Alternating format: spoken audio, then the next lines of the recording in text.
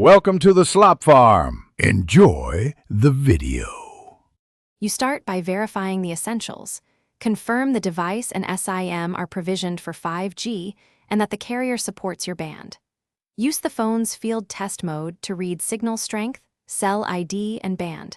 That tells you if the problem is local or network-wide. Once you record these values, reboot the modem and toggle airplane mode to trigger re-registration. If possible, test with a second 5G device so you separate device faults from network faults.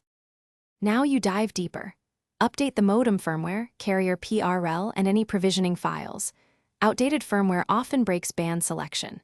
Next, make sure APN and voice settings like VoNR or VoLTE are correct, and set preferred network to include 5G NR. Perform controlled tests. Run multiple speed, latency, and packet loss checks at different distances and orientations, and log results. Comparing those logs helps you see if issues are consistent with backhaul congestion, radio interference, or a device radio problem. To finish, force a network reselection, and if needed, reset network settings. Only perform a factory reset when all else fails because it erases user data.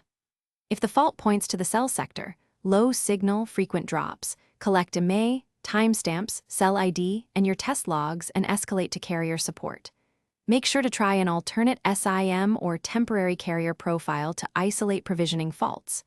If problems persist, the key troubleshooting tip is reproduce the fault with logs and timestamps before opening a ticket. Carriers need that evidence. Thanks for watching. Consider subscribing if we helped you today.